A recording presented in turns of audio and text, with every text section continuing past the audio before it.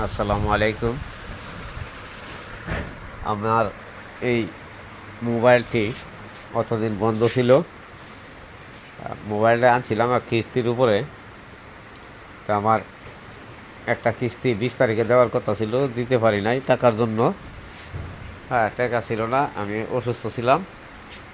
হ্যাঁ, মেডিকেলে দৌড়াদৌড়ি করে অনেক টাকা পয়সা গেছে গা, একটু দেরি হয়েছে দেখিয়া এই জন্য আমার এই মোবাইলটি লক করে দেওয়া হয়েছিল।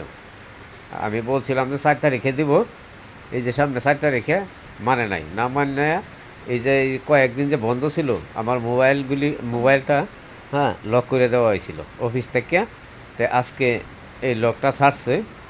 হ্যাঁ, ওখান এই জন্য আপনারা আমি ভিডিও দিতে পারছি না, এই জন্য আমি দুঃখিত। আপনারা আমার জন্য, আমি অসুস্থ আছিলাম, এই জন্য একটু দোয়া করেন। যাক, আল্লাহ ভরসা, কিস্তি দেওয়া হয়েছে।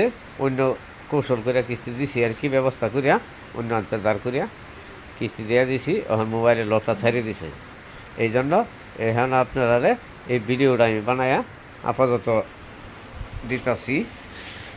হ্যাঁ, আপনারা জানার জন্য। কতদিন লক ছিল, লকের কারণে আমি ভিডিও দিতে পারছি না। আপনারা লক ছিল দেখে ভিডিওটা আমি দিতে পারছি না।